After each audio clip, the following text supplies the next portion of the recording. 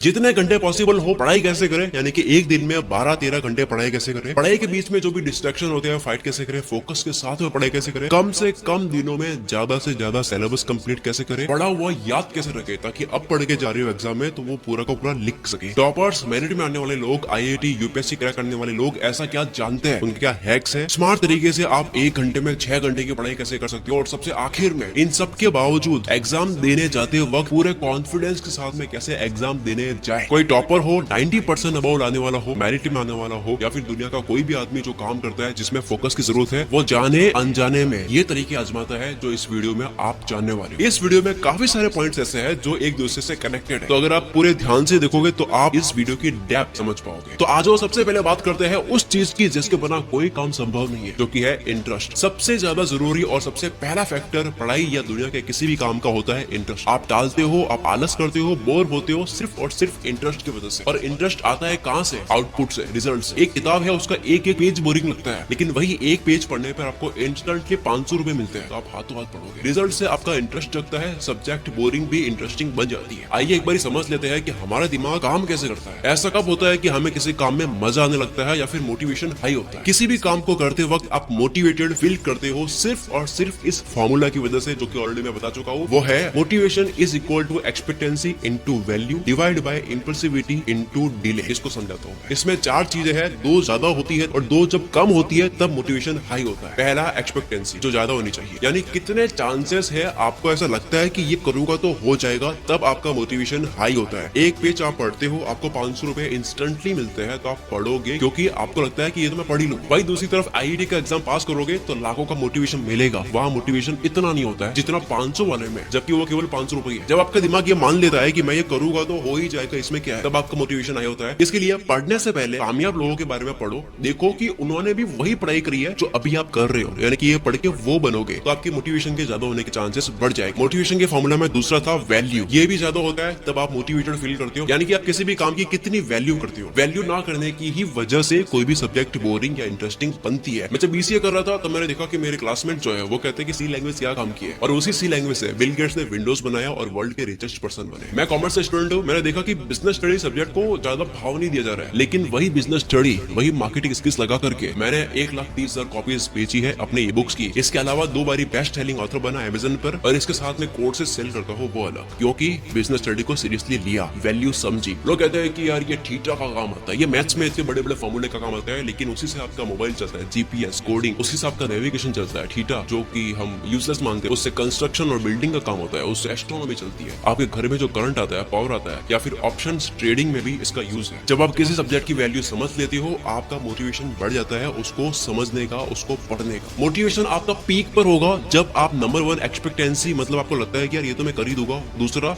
Value, यार इस चीज की वैल्यू ये है कि इससे ये बनूंगा मैं, तब आपका मोटिवेशन हाई होगा। अब जानते हो वो कौन सी 2 चीजें जो लो होती है, कम होती है, तब आपका मोटिवेशन हाई होता है। नंबर 1 डिस्ट्रैक्शन, जो कम होता है तो मोटिवेशन हाई होता है। नंबर 2 डिले, यानी कि डेडलाइन कितनी दूर है। जब डेडलाइन पास होती है, कम होती है, तब हम उस काम को जल्दी करना चाहते हैं। तो आओ डिस्ट्रैक्शन के ऊपर बात करते हैं, डिस्ट्रैक्शन को कम करते हैं। एक राजा जहाज में घर आ रहा था अपने सिपाहियों के साथ में, युद्ध जीत चुका था, वो घर आ रहे थे, लेकिन उन्होंने सुन रखा था कि रास्ते में एक आइलैंड आता है और उस आइलैंड से ऐसी आवाजें आती है जो अपनी तरफ बुलाती है, जो बहुत अट्रैक्टिव आवाज होती है, और वो आइलैंड बेसिकली एक ट्रैप होता है। लोग जाते हैं, भटक जाते हैं और मर जाते हैं। तो राजा क्योंकि सेफली घर पहुंचना चाहता था, तो सिपाहियों को बोला कि सारे कान बंद कर दो, लेकिन मुझे वो आवाज सुननी है, इसलिए मुझे खंबे पर बांध दो। उसके बाद में मैं कितना भी बोल दूं कि मुझे खोलो, लेकिन मुझे खोलना नहीं है। तो वही वो, जब वो वहां से जा रहे थे, आइलैंड से परियों की, हेवन की आवाज आ रही थी। राजा ने बोला कि मुझे खोलो, मुझे वहां जाना है, लेकिन नहीं खोला और वो घर पहुंच गए। आज के टाइम में आप भी कहीं ना कहीं पहुंचना चाहते हो, लेकिन वो जो आवाजें होती है जो आपको डिस्ट्रैक्ट करती है, वो है आपके मोबाइल के नोटिफिकेशन की आवाज। वो आवाज है आपके अंदर के कीड़े की आवाज की बात चलते हैं। तो यहाँ पे आप क्या कर सकते हो, सेम आप घर वालों को बोलो कि ये फोन लो मेरा 2 घंटे 3 घंटे तक मुझे देना नहीं है। सेम आप क्या कर सकते हो, पेरेंट्स को बोलो कि मुझे 2 या 3 दिन तक कुछ भी हो जाए घर से बाहर मत निकलने देना, मुझे ये सिलेबस कंप्लीट करना है। या फिर आप खुद से एक सवाल करो कि दोस्त मुझे बुला रहा है या फिर मुझे ये करने का मन कर रहा है, तो ये अभी 5 साल बाद मुझे जो बनना है वो मैं कैसे बनूंगा, पढ़ाई करके या फिर ये काम करके? आपकी आत्मा जो जवाब दे रही है, आप वो काम करना। एक और कहानी है 1830 की, फ्रेंच के ऑथर की, विक्टर ह्यूगो नाम है इनका। इनको एक इम्पॉसिबल टास्क मिला था कि आपको एक किताब लिखनी है इतने टाइम तक। अब क्योंकि उन्होंने प्रॉमिस भी कर लिया, प्रॉमिस करने के बाद में ये भी रिलैक्स हो गए हैं, दूसरे काम करने लग गए, गेस्ट आ रहे घर पे, एंटरटेन करा जा रहा है। पब्लिशर ने फ्रस्ट्रेशन में कहा कि अब तुम्हें सिर्फ 6 महीने में ये किताब लिखनी है। विक्टर ह्यूगो ने बोला कि अब तो मुझे कुछ करना होगा अपने आलस को मारने के लिए। तो इन्होंने अपने आलस को मारने के लिए क्या करा कि अपने असिस्टेंट को बुलाया और कहा कि मेरे सारे कपड़े तुम एक संदूक में डाल दो, इंक्लूडिंग अभी जो पहने हुए वो भी, और वो केवल शॉल में बैठे हैं, घर में सर्दी है तेज, बाहर जा नहीं सकते हैं, उनके पास में एक ही ऑप्शन था घर में बैठे वो राइटिंग करे, और उन्होंने 15 दिन पहले बुक को कंप्लीट कर दी। तो आप भी किसी को कह सकते हो कि देख मैं तो अपने मन को काबू में नहीं कर सकता, तो यार मुझे ये चीज मत करने देना। जेम्स क्लियर जब एटॉमिक हैबिट्स बुक को लिख रहे थे तब उन्होंने अपने असिस्टेंट को बोला कि मेरे जितने भी सोशल मीडिया के अकाउंट्स हैं उन सब के पासवर्ड चेंज कर दो और फ्राइडे तक नहीं बताने। तो आप भी दूसरों के हाथों में कंट्रोल दे सकते हो अगर आप बहुत ज्यादा डिस्ट्रैक्ट होते हो। अब डिस्ट्रैक्शन भी दो तरह के होते हैं, एक होता है बाहर से जो कि हमने जाना, एक होता है अंदर से यानी कि एंजाइटी, डरना, फ्यूचर के बारे में सोचना, पास्ट के बारे में सोचना। इसका सोल्यूशन ये है कि आप कभी भी डरते हो या फिर आप चिंता करते हो, एंजाइटी होती है, उसका सिर्फ ये कारण होता है कि हम कहीं ना कहीं ये मानते हैं कि अब अगर मैं ये नहीं करूंगा तो कब करूंगा, अब अगर मैं इस बारे में नहीं सोचूंगा तो कब सोचूंगा। इसका सोल्यूशन ये है कि आप 1 घंटे का टाइमर ऑन करके पढ़ाई करने बैठो, तब अपने आप को ये बोलो कि 1 घंटे पढ़ाई करने के बाद में टेंशन करेगी, अभी पढ़ाई कर लेते हैं, टेंशन करेगी, अभी करते हैं, इसके बारे में सोचते हैं। इस तरह से आपका माइंड मान लेगा कि हाँ इसके बारे में सोचा जाएगा लेकिन अब पढ़ाई कर लेते हैं। इसको कहते हैं अपनी टेंशन को पोस्टपोन करना। तो हमने जाना कि जब आपकी एक्सपेक्टेंसी हाई होती है, जब आपको लगता है कि यार ये करूंगा तो ये तो मिल ही जाएगा, तब आप ज्यादा मोटिवेटेड होती हो। दूसरा हमने जाना कि वैल्यू जब आप किसी काम की ज्यादा करते हो या किसी सब्जेक्ट की तो आप उसको पढ़ने में मोटिवेटेड होती हो। तीसरा जाना कि डिस्ट्रैक्शन और डिले कम होता है तो आप ज्यादा मोटिवेटेड होती हो। आज जो दूसरे पॉइंट पे जो कि है एक्टिव एंड पैसिव। पढ़ाई में 2 चीजें हमें नहीं पसंद है, एक तो बोर हो जाते हैं, नींद आती है, और दूसरा थक जाते हैं। तो ना आपको बोर होना है और ना आपको थकना है। इसके लिए समझते हैं active and passive. Active and passive क्या है? पैसिव का मतलब वो जिसमें आप पढ़ाई करते हो तो ऊपर से पढ़ते हो, आप ज्यादा इन्वॉल्व नहीं होते हो, एनर्जी नहीं लगाते हो, नॉर्मली आप रीडिंग कर रहे हो, रट्टा मार रहे हो कह सकते हो। और एक्टिव का मतलब होता है कि आप पूरी तरह से इन्वॉल्व हो, आप नोट्स बना रहे हो, बोल कर पढ़ रहे हो, जैसे कि मैथ्स में इक्वेशन सॉल्व करते हैं। तो अब हैक्स ये है कि आप आधे घंटे की पढ़ाई करो पैसिव तरीके से, जैसे कि आप पहला सेशन ले रहे हो सोशल साइंस का, तो ब्रेक के बाद में फिर से सोशल साइंस नहीं लेनी है क्योंकि आपने पैसिव पढ़ाई कर दी है, अब एक्टिव पढ़ाई करनी है यानी कि मैथ्स लेनी है। और अगर एक ही सब्जेक्ट पढ़नी है तो आप क्या कर सकते हो कि सोशल साइंस को ही एक्टिव तरीके से पढ़ने बैठ जाओ। तो आपको ऑन एंड ऑफ करना है, एक सेशन लेना है पैसिव का, बोर हो जाती हो तो एक सेशन लो एक्टिव का, फिर जब आप एक्टिव स्टडी करके थक जाते हो तो फिर से आ जाओ पैसिव पे और ऐसे घूमते रहना आपको। चलो अब बात करते हैं उस चीज की जिसका बहुत ज्यादा इंतजार लोग करते हैं कि यार ये क्या सीक्रेट है, कम से कम टाइम में ज्यादा से ज्यादा कैसे पढ़े। वो कौन सी बातें हैं जो 90% अबाउ लाने वाले जानते हैं, या फिर केवल 15 दिन में कुछ लोग पूरा सिलेबस कैसे पढ़ लेते हैं। या फिर सबकी प्रॉब्लम ये भी तो है कि टीचर्स पढ़ाते हैं, हाँ समझ आ रहा है, लेकिन एग्जाम में नहीं कर पाते हैं। या फिर कई बार घर बैठ के पढ़ रहे तो लगता है कि यार ये तो मैं कर दूंगा, या फिर घर पे ये लगता है कि ये तो बड़ा आसान है, लेकिन एग्जाम में जाते हैं और वहाँ पे भूल जाते हैं, भले वो आसान हो तब भी। सोल्यूशन पे बात करते हैं। Number 1, easy, medium, hard category में सारे टॉपिक्स को बांट दो। कौन सा मुझे इजी लगता है, मीडियम लगता है, हार्ड लगता है, कैटेगरीज में बांट दो। उसके बाद में जो आपको इजी लगता है और जो आपको मीडियम लगता है कि ठीक है थोड़ा डिफिकल्ट है लेकिन कर सकते हो इसको, तो एटलीस्ट आप ये कर दो कि इनको आप इतने स्ट्रॉन्ग तरीके से घोल के पी लो कि एग्जाम में किसी भी तरीके से आएगी आप छोड़ के नहीं आओगे। ओवर कॉन्फिडेंस में ऊपर से देखते हैं घर पे, उसके बाद में एग्जाम में जाते हैं देखते हैं कि इत्तेफाक से वही आ गया जिसको हल्के में लिया था कि ये तो मैं कर दूंगा, और वही समझ नहीं आ रहा होता है कि यार ये एक बार देख लेता बस, और फिर एग्जाम में लगता है कि यार तो काफी आसान था, बस एक रिवीजन मार लेता ना पूरा करके। तो जो इजी मीडियम लग रहा है उसको पढ़ना कैसे सुन लेना, उसको पढ़ना है आपको हॉरिजॉन्टल तरीके से। अब हॉरिजॉन्टल तरीका क्या है? हॉरिजॉन्टल तरीका पढ़ने का वो तरीका है जिसमें आप केवल रिवीजन करते हो, स्पीड से पढ़ते हो, ज्यादा ध्यान देके या फिर डिटेल में नहीं जाते हो। यानी कि सबसे पहले यूट्यूब पे जाकर के एक टॉपिक का नाम, चैप्टर का नाम सर्च करके आप 2x की स्पीड में वीडियोस को देख लो यूट्यूब पे। उन वीडियोस में से अगर कुछ टॉपिक्स थोड़े से लग रहे हैं कि यार सही से समझ नहीं आया तो आप सेव कर दो, जिसको बाद में फिर से देख सकते हो। फिर आ जाओ नोट्स के ऊपर। आपको यहाँ पे भी स्मार्ट खेलना है, जो भी आपको इजी लगता है, मीडियम लगता है, इनके नोट्स आप निकाल दो, भले आपको पता है लेकिन नोट्स निकाल करके सारे रीड आउट कर लो। आप टॉपर्स दोस्त ले सकते हो, इंटरनेट से सर्च करके सारे डाउनलोड करके लिख सकते हो, मिल जाएगी। वैसे सारी वीडियोस 2x में वॉच आउट कर ली, उसके बाद में सारे नोट्स भी रीड आउट कर लिया। अब पूरी किताब को एक समझो कि ये किताब कहना क्या चाहती है, इस किताब में है क्या। Understand a book like a tree. एक किताब को पेड़ की तरह समझो, जैसे एक पेड़ है उसका एक तना है, उस तने के मान लो कि 10 भाग है, उसमें भी हर भाग में ब्रांचेस होती है, डाली होती है, और उसमें भी और ब्रांच होती है, और ब्रांच होती है, और एंड में जाकर के पत्तियां होती है, फल होते हैं, और उन सारी पत्तियों से बनता है पूरा एक पेड़। उन सारी पत्तियों से, फलों से एक पेड़ बनता है। उसी तरीके से एक किताब होती है, किताब के 10 चैप्टर्स होते हैं, हर चैप्टर के टॉपिक्स होते हैं, उनकी हेडिंग्स, सब हेडिंग्स होती है, और उन सारी सब हेडिंग्स में अंत तक जाते हैं तो हर एक लाइन होती है, और हर लाइन एक बात बता रही होती है, और हर एक बात से पूरी किताब बनती है। मैं इतनी बात को घुमा के रहो, मैं बताना ये चाहता हूँ कि जब आप पूरी किताब को समझ लेते हो कि ये किताब कहना क्या चाहती है, गोल क्या है, इससे होगा क्या, तब आपको एक तो वैल्यू पता लगती है, जो कि मोटिवेशन का रूल है कि वो बढ़ता है तो आपका मोटिवेशन बढ़ता है। दूसरा, आपको बैकग्राउंड मिल जाता है कि इस किताब में है क्या, ओवरऑल मैप क्या है इसका। गए नहीं हो हो, जाना बाकी है, लेकिन नक्शा देख लिया, वॉच आउट कर लिया, रीड आउट कर लिया, उसके बाद में मैप भी देख लिया पूरी किताब का। ये आपको करना है हॉरिजॉन्टल तरीके से, ये आप 2-3 दिन में कर दोगे क्योंकि आपको ऑलरेडी आता है, इजी मीडियम लगता है आपको तो आप कर लोगे। प्लस ये करने के बाद में आप मोटिवेशन से बढ़ जाओगे कि यार मैंने तो 80% काम कर लिया, मैंने तो काफी हद तक काम कर लिया, अब बारी है उनकी जो हार्ड लगता है, हार्ड जो लगता है उनको आपको पढ़ना है अब वर्टिकल तरीके से। वर्टिकल तरीका क्या है? जिसमें आप डिटेल में जाते हो, आप पूरा घुसते हो उसके अंदर। अब इसमें भी आपको डिटेल में सारे जो हार्ड लगते हैं उनके अंदर नहीं जाना है। क्या करना है? आपको जो हार्ड लगते हैं अपने टीचर्स के पास में जाओ, उनसे पूछो कि क्या है जो इंपॉर्टेंट है, क्या है जो कतई नहीं आने, या फिर आप खुद से देखो 10 साल पुराने पेपर्स निकालो, आप एक पैटर्न नोटिस करो कि क्या है जो रिपीटेड आते हैं, वो आप सारे छान लो। अपने फ्रेंड्स के साथ में बैठो, इंटीरियर पे रिसर्च करो, पेपर्स देखो, जितना आप कर सकते हो पता लगाओ कि इसमें से इंपॉर्टेंट है क्या। तो इसके बाद में क्या होगा, अब आपके पास में बचा वो जो हार्ड भी है लेकिन इंपॉर्टेंट भी है, इसको आप गोल के पी लो, वर्टिकल तरीके से पूरा डिटेल में घुस जाओ, पूरे फोकस्ड मोड में आ जाओ, डिस्ट्रैक्शन सारी दूर कर दो, पढ़ाई करनी है, गोल याद रखो, दिमाग में क्या बनना है, बैठ जाओ। और उसमें से भी अगर एक आध आपको रटना पड़े या सीरीज तो आप रट सकते हो, क्योंकि एक ही तो रट रहे हो यार, केवल एक इक्वेशन है, पूरी किताब आपने समझ लिया है, एक अगर कुछ थोड़ा सा करना पड़ जाए तो चलता है। उसके लिए उसी किताब के आपको जो भी मुश्किल पार्ट लगते हैं, इक्वेशन लगती है, जो भी मुश्किल लगता है वो आप एक पेपर पे उतार दो, और वो पेपर एक लगना चाहिए बाथरूम में उस जगह पर जहाँ पे सबसे ज्यादा नजर आपकी जाती है, जैसे कि ब्रश करते वक्त या फिर बैठती हो उस वक्त। दूसरा वो पेपर लगा दो सोने जाते हो उस तरफ। तीसरा डोर हो गया, विंडोज हो गया, चार्जिंग प्लग हो गया, जहाँ जहाँ नजर जाती है, जितनी बार नजर गई तो एक बार पढ़ना है उसको, यहाँ पे देखा तो एक बार उसको पढ़ना है। हॉरिजॉन्टल और वर्टिकल तरीके से पढ़ने से होता ही है कि जो टॉपिक जितना वक्त डिजर्व करता है आप उतना ही दे रहे हो। जैसा होता है ना कि हम किसी चीज की प्राइस लगाते हैं, उसी तरीके से आप एक टॉपिक की प्राइस लगा रहे हो उसके टाइम से, कितना वक्त डिजर्व। चलो आ जाओ नेक्स्ट पॉइंट पर, जो कि है पार्किंसंस लॉ। पार्किंसंस लॉ के अकॉर्डिंग ये माना जाता है यूनिवर्सल, हर काम के अंदर, पढ़ाई के अंदर ये माना जाता है कि इंसान ऐसा प्राणी है कि इसको किसी टास्क को करने में जितना टाइम देगी वो उतने टाइम में करता है। अगर कोई टास्क करने में 7 दिन देगे और वो 7 दिन बहुत ज्यादा है तो वो खींच कर करेगा, 3 दिन देगे तो वो 3 दिन में भी कर देगा, अगर 1 दिन दिया जाएगा तो वो पूरी तरह से बैठ करके सारे डिस्ट्रैक्शन दूर करके कर ही देगा। तो मतलब जितना कम टाइम होता है तो इंसान अपने फोकस को कंप्रेस करके पूरा इकट्ठा करके लगा करके एनर्जी लगा ही लेता है। तो ये लॉ अपने में कैसे लगा है? जो भी आपका टॉपिक है, जो भी आपका सब्जेक्ट है, उसको आप 8-2 टुकड़ों में बांटने के बाद में सारे टॉपिक्स को डे वाइज बांट दो कि ये टॉपिक इतने दिन में खत्म हो जाना चाहिए, वरना आप उसको खींचते रहो। चलो अब बात करते हैं कि कैसे आप स्पीड से पढ़ सकते हो। वक्त बहुत कम है, स्पीड से पढ़ना है, चिट्टी रोबोट की तरह किताब कैसे आप पढ़ सकते हो। वक्त कम है, यहाँ पे ना ऐसे टाइम पे IIT एम्स के स्टूडेंट्स जो होते हैं, यूपीएससी क्रैक करने वाले जो होते हैं, उनके अंदर खासियत ये होती है कि वो कम से कम टाइम में बहुत ज्यादा पढ़ लेते हैं। स्पीड, रीडिंग स्पीड की बात कर रहा हूँ। कई बार ऐसा होता है कि चैप्टर को कंप्लीट करने में इतना वक्त दे दिया कि हम डर जाते हैं कि इसको कंप्लीट करने में इतने दिन लग गए, मेरे पास में अब इतने सारे चैप्टर ऐसे जो पढ़ने हैं, तो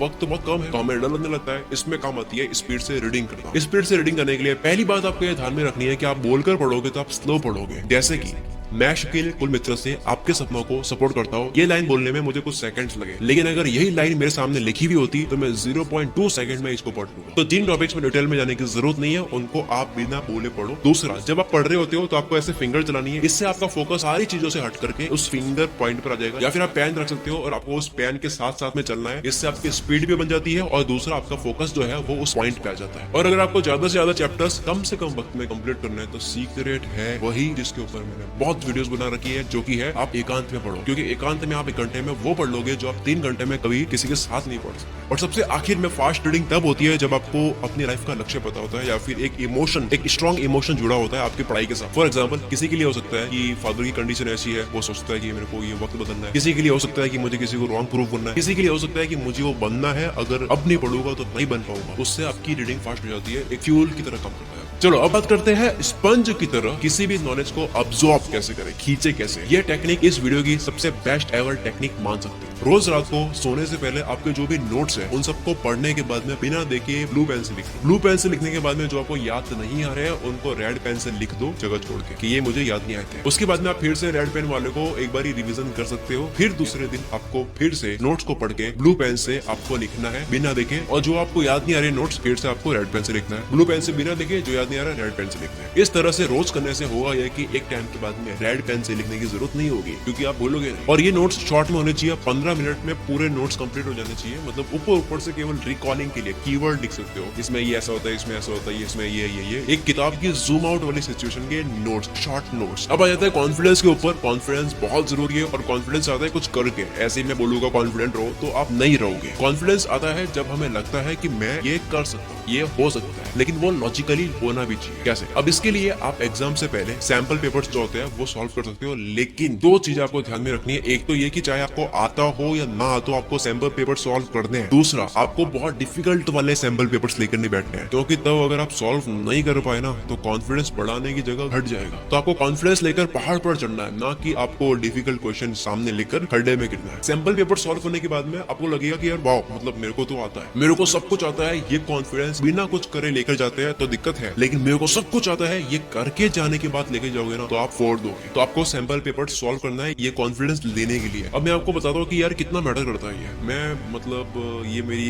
एक ऐसी कहानी है जो बहुत कम लोग जानते हैं। जब मैं स्कूल में था तब मेरे वो दोस्त जो टॉप करते थे, फर्स्ट आते थे, उनको मैं बुलाता, उनसे बात करता और बातों में उनको मैं ये बोलता, मतलब अजीबोगरीब तरीके से घुमा करके एक सवाल करता, ताकि मैं ये देख पाऊँ कि उनका कॉन्फिडेंस गिर रहा है नहीं गिर रहा है। और मैं नोटिस कर पाता था कि उस घुमावदार क्वेश्चन की वजह से उस बंदे का कॉन्फिडेंस पूरा डाउन हो चुका है और वो इंसान मुझसे मिलना पसंद भी नहीं करता था अगले एग्जाम के बाद। इसका मतलब ये कि एग्जाम से पहले आपका वॉरियर मेंटालिटी का होना बहुत बहुत ज्यादा जरूरी है। एक दिन के बराबर भी कंफ्यूजन आ जाता है कि मेरे को तो यार नहीं आता, तो आप खराब करके आओगे। कॉन्फिडेंस चाहिए, सैंपल पेपर सॉल्व करो, चाहे आता हो ना आता हो, एक बार फिर से कर दो। फोकस। अब बात करते हैं फोकस के। यहाँ पर मैं इंट्रोड्यूस करने वाला हूँ एक लॉ। अरे हैंड प्रमोट नहीं करने वाला। मैं ये मानता हूँ कि इंसान के फोकस के 3 लेवल होते हैं। एक होता है कोल्ड, दूसरा होता है वार्म, तीसरा होता है हॉट। कोल्ड फोकस का मतलब होता है कि आप पढ़ने के लिए बैठे हो, माहौल बनना बाकी है, आपको पता है क्या कर रहे हो, आप पढ़ाई कर रहे हो, लेकिन एक पूरी तरह से घुसे नहीं हो। वार्म फोकस का मतलब होता है कि आप एंटर हो चुके हो, आपको पता है क्या पढ़ना है क्या नहीं पढ़ना है, काफी हद तक आप घुस चुके हो। और हॉट फोकस का मतलब कि आप पूरी तरह से उसमें घुस चुके हो, आपके दिमाग में दूसरा कोई थॉट नहीं आ रहा। होता क्या है, अब यहाँ पे कहानी शुरू होती है लॉ ऑफ डिमिनिशिंग रिटर्न्स की। ये लॉ ये कहता है कि सेम अमाउंट की मेहनत किसी भी काम में लगातार करते हैं तो आउटपुट की क्वालिटी एक टाइम के बाद में गिरने लग जाती है। यह दुनिया के किसी भी काम में लगता है, वैसे ही इकोनॉमिक का लॉ है। अब इसको पढ़ाई में कैसे लगाना है? जो मैंने बात करी थी हॉट फोकस की, जब आप एक अलग ही लेवल की अवस्था में पहुंच चुके हो तब आपके साथ में ये होता है कि एक टाइम के बाद में आपकी पढ़ाई की क्वालिटी गिरने लग जाती है। इसलिए यहाँ पे इंट्रोड्यूस होती है एक चीज, वो है पोमोडोरो, यानी कि आप पढ़ते पढ़ते बीच में ब्रेक ले, यानी कि वही पहले बात करी थी एक्टिव पैसिव की, तो उस तरह से आप कर सकते हो या फिर आप ब्रेक ले सकते हो। अब यूनिवर्सल ये माना जाता है और रिसर्च भी कहती है कि एक इंसान इंटेंस वर्क करता है तो 25 मिनट के बाद में वो थोड़ा थक जाता है, उसको 25 मिनट के बाद ब्रेक लेना चाहिए। तो आप 5 मिनट का ब्रेक लेके फिर से 25 मिनट स्टार्ट कर सकते हो। लेकिन आप कहते हो कि नहीं, ये 25-5 तो बहुत छोटा पड़ता है, तो आप 50 मिनट की पढ़ाई करके 10 मिनट का ब्रेक ले सकते हो। लेकिन फिर भी आप ये कहते हो कि नहीं, मैं तो ये कोई टास्क बेस पे करना चाहता हूँ, तो आप एक सेटिस्फैक्टरी पोर्शन कंप्लीट करने के बाद उठो, ऐसा गोल भी आप ले सकते हो। क्योंकि कई बार ऐसा होता है, मेरे साथ तो होता ही है कि 25 मिनट का मैं टाइमर सेट करता हूँ, इसके बाद मैं उठ जाऊंगा, लेकिन वो माहौल बनने वाला होता है, मैं कोल्ड से वार्म में और हॉट फोकस में आने वाला होता हूँ कि टाइमर रिंग हो जाता है। इसलिए कई बार 50-10 वाला सेट होता है, तो कई बार टास्क बेस पे चलना होता है, तो जो आपको सही लगता है, क्योंकि आप इंसान हो, आप रोबोट नहीं हो। अब इसके अलावा कुछ और बातें हैं, चाहे पढ़ाई हो या दुनिया का कोई भी काम हो, काम कभी मुश्किल नहीं होता है। मुश्किल होता है एक बार बैठना, मुश्किल होता है माइंडसेट बनाना। जैसे कि जिम के लिए कहते हैं ना कि वर्कआउट करना डिफिकल्ट नहीं है, वर्कआउट में तो मजा आता है, लेकिन वर्कआउट के लिए जाना डिफिकल्ट है। तो इसका है कि अपना आपको ये बोलो कि मुझे कोई घंटों की पढ़ाई नहीं करनी है, मुझे केवल अभी 10 मिनट के लिए कुछ देखना है, और आप जब बैठो तो फ्लो बन जाएगा, तो आप पढ़ने लग जाओ। या फिर आप एक ये कर सकते हो कि रात को ही पहले डिसाइड कर लो कि कल क्या पढ़ना है, ताकि कल उठो प्रोडक्टिविटी के साथ में, जब उठो तब आप कंफ्यूजन में ना रहो, तब आपका वक्त जो है वो बर्बाद ना हो, तब वो जो एनर्जी वाला टाइम है वो सिर्फ काम करने में जाए, सोचने में ना जाए कि क्या करना है क्या पढ़ना है। एक और बड़ा सही एग्जांपल है जो मैं काफी वीडियोस में बोलता हूँ कि आप अगर रोड पे जाओगे, आप बाहर मार्केट में जाओगे, जितनी भी गाड़ियां चल रही है, एरोप्लेन उड़ रही है, जो भी आप देख रहे हो, वो डिटर्मिनेशन से और मोटिवेशन से नहीं चल रही है, वो चल रही है फ्यूल से। इसका मतलब ये है कि आपको अपनी बॉडी का भी ध्यान रखना है। इसके लिए आप हेल्थ का संपूर्ण ज्ञान वीडियो देख सकते हो, जिसमें मैंने बता रखा है। आप अपनी बॉडी का, अपने माइंड का भी ध्यान रखो साथ में, यानी कि आप नींद लो, खाओ पियो, डाइट लो, एक्सरसाइज करो। इसके अलावा टाइम मैनेजमेंट के ऊपर एक बड़ी सही बात कही गई है कि यार टाइम मैनेजमेंट अगर आपको मास्टर करना है, if you want to control your time, अगर आप अपने वक्त को कंट्रोल करना चाहते हो, तो आपको सिर्फ ये समझना है या फिर ये कैलकुलेट करना है कि किसी भी टास्क को करने में इतना वक्त लगता है, वो अगर आप सही से कैलकुलेट करना सीख गए तो आप टाइम मैनेज करने लग जाओगे। फॉर एग्जाम्पल कहते हैं ना कि जिम में केवल 1 घंटा लगता है, लेकिन ऐसा नहीं है। उस 1 घंटे से पहले आप जो करते हो, जैसे कि डाइट लेना, डाइट खरीदना, रास्ते में टाइम लगना वगैरह, ये सब भी इंक्लूड हो। ठीक ऐसे ही अगर आपको किसी भी टास्क के साथ में अगर आपको ये कैलकुलेट करना आ गया कि स्पेस में कितना टाइम लग रहा है, स्पेस मतलब छोटे छोटे जो पार्ट्स होते हैं बीच में, उसमें कितना वक्त जा रहा है, वो भी कैलकुलेट करना सीख गए ना, तो आप टाइम मैनेजमेंट के बादशाह बन जाओगे। So the key is to understand how long it really takes to do something. वो बंदा जो बहुत अच्छा टाइम मैनेज करता है, उसका सिर्फ ये सीक्रेट है, उसको ये पता है कि कहाँ वक्त कितना देना है और ये कितने में समाप्त हो जाएगा। अब जाते जाते मेरे एक दिल की बात आपके साथ में मैं शेयर करना चाहता हूँ, बिकॉज मैं भी कभी एक स्टूडेंट रहा हूँ, तो मुझे ये लगता है अब क्योंकि मैं ऑनलाइन बिजनेस करता हूँ तो मुझे इसके लिए कई लोगों की जरूरत भी पड़ती है। तो मैंने और मेरे काफी फ्रेंड्स हैं अभी जो स्टार्टअप्स में है या फिर अपना चैनल चलाते हैं, ऑनलाइन बिजनेस करते हैं, ऑफलाइन बिजनेस करते हैं। हम सबने एक चीज नोटिस करी है कि किसी भी काम को करने में परफेक्ट इंसान बहुत मुश्किल से मिलता है, यानी कि जिसको ढंग से काम आता है वो लोग नहीं मिलते हैं, बहुत मुश्किल से मिलते हैं। कहना ये चाहता हूँ आपको पढ़ाई के साथ में काम सीखना है। दुनिया में बहुत कंपनीज है, बहुत पैसा देने के लिए तैयार है, काम आना चाहिए। अब मैं आपको ये नहीं कह रहा हूँ कि मार्क्स इंपॉर्टेंट नहीं है, मैटर नहीं करते, ये बोल के आपको डिमोटिवेट नहीं कर रहा हूँ। मार्क्स मैटर करते हैं या नहीं करते हैं, ये डिपेंड करता है कि आपको कहाँ जाना है, क्या बनना है। मैं सिर्फ ये कह रहा हूँ मार्क्स लाओ, पढ़ाई करो, सब करो, लेकिन उस पढ़ाई के पीछे का जो काम है ना, जो सीख रहे हो, एक्चुअली में तो आप कुछ ना कुछ सीख रहे होते हो ना कोई काम सीख रहे होते हो, वो आप दिल लगाकर सीखो। एक बड़ा ही सही एग्जांपल इस टाइम के अकॉर्डिंग बैठता भी है। आपने देखा कि रिसेशन के चलते हुए अमेजन और गूगल जैसी कंपनी भी फायर कर रही है एम्प्लॉइज, 1000 ऑफ एम्प्लॉइज फायर कर रहे हैं, काफी बड़ी बड़ी कंपनी। और उन एम्प्लॉइज को उस कंपनीज में जाने में कितनी पढ़ाई करनी पड़ी होगी, कितने मार्क्स लाने होंगे, कितने तो IIT के होंगे। तो आप देख सकते हो कि लाइव एग्जांपल है कि उनको बाहर निकला जा रहा है। कहीं ना कहीं तो देखा गया होगा ना कि ये हमारे काम के नहीं है। एक और बात जो मैं बहुत ज्यादा फील करता हूँ आज के वक्त में, वो ये आप लोग भी इस बात को जितना जल्दी हो सकता है समझ लो, वो ये कि खुद को माफ करना भी सीखो। कई बार हम टाइम मैनेज कर पाते हैं, नहीं पाते, कभी पढ़ते हैं, कभी नहीं पढ़ पाते, कभी काम होता है, कभी नहीं होता है, कभी बहुत काम कर लेते हैं, कभी नहीं कर पाते। तो इसके लिए आपको रात को एंजाइटी के साथ में नहीं सोना है। अगर आप खुद को माफ करना सीखते हो ना तो अगले दिन आप फोड़ोगे, लेकिन एंजाइटी के साथ में चलोगे तो नहीं फोड़ोगे। तो आपको खुद को माफ करना है, because you are not a robot, you are a human. अब जो लोग मुझे स्कूल से, कॉलेज से सुन रहे हैं, चाहे मेरे से बड़े हैं कोई कॉलेज से सुन रहे होते या फिर स्कूल से, एक रिग्रेट जो है वो मैं आपके साथ में शेयर करना चाहता हूँ, जो आज भी है, लेकिन मेरा तो स्कूल वाला टाइम चला गया। अब मैं वापस से आकर के वो चीज नहीं अचीव कर सकता, या फिर अगर आप कॉलेज में पढ़ते हो तब भी आप कर सकते हो। वो ये जो मैंने बहुत बड़ी गलती करी है, किसी भी सब्जेक्ट को रियल लाइफ से कनेक्ट करके उसको काम की तरह ना सीखना। मैं बताता हूँ कैसे। आज अगर मैं साइंस के बारे में कुछ पढ़ता हूँ, आज मैं काफी रिसर्च करता हूँ, मुझे लगता है कि वाह यार ये तो मेरे स्कूल में था, उस टाइम क्यों नहीं सीखा मैं अपने वक्त में बोलता था कि यार ये एसएसटी इतनी बोरिंग क्यों है, मुझे हिस्ट्री क्यों पढ़ाई जा रही है, ये कहाँ काम आती है। लेकिन आज 14 लॉज ऑफ पावर बुक पढ़ के मैं आपको कितनी अच्छी एक्सप्लेन करता हूँ, मैं कितना एंजॉय करता हूँ, हमें चालाकियां समझ आती है, हमें हिस्ट्री की कहानियों से बहुत कुछ समझ आता है। आज मैं बिजनेस के कई कोर्सेज खरीद कर इतना नॉलेज गेन करता हूँ, मैं घंटों रात भर कुछ चीजें पढ़ता हूँ, और वो चीजें सेम मेरे 11th-12th में भी थी, जो कि बिजनेस स्टडीज में थी। तो मैं आपको ये कहना चाहता हूँ कि पढ़ाई करो, मार्क्स लाओ, लेकिन एंजॉय करो उस काम को, उस चीज को, कि उससे बनता क्या है, उससे होता क्या है, उस चीज से प्यार करो, उसके साथ खेलो। एक मेरी मैडम थी, वो कहती थी कि पढ़ाई को करो मत, पढ़ाई के साथ खेलो। और अगर आपको ऐसा मोटिवेशन दे दूं कि आप सीधे जाकर के घंटों की पढ़ाई करोगे, अगर आपको ऐसा मोटिवेशन, ऐसा कॉन्फिडेंस दे दूं कि आप बाहुबली की तरह, युद्ध की तरह पढ़ाई को करने के लिए जाओगे, क्योंकि आप पढ़ाई करो या काम करो, जिंदगी का हर काम एक युद्ध है और आप एक वॉरियर हो। तो उसके लिए एक वीडियो है जो आपको बिल्कुल अभी के अभी दिखनी चाहिए, आपके स्क्रीन पर फ्लैश हो रही है, वो है बाहुबली की तरह कैसे सोचे। इस वीडियो को देखने के बाद में, क्योंकि ये लॉजिक से भी भरी हुई है, मैं मोटिवेशन केवल ऐसे नहीं देता हूँ कि मोटिवेट हो जाओ, मैं लॉजिक और एग्जाम्पल और इंसिडेंट्स के साथ में एक प्रैक्टिकल बात के साथ में मोटिवेट करता हूँ, जिसको कहते हैं लॉजिकल मोटिवेशन। इस वीडियो को बिल्कुल अभी जाकर के देखो, you will love this video. चलो मिलते हैं अगली वीडियो में। Wish you all the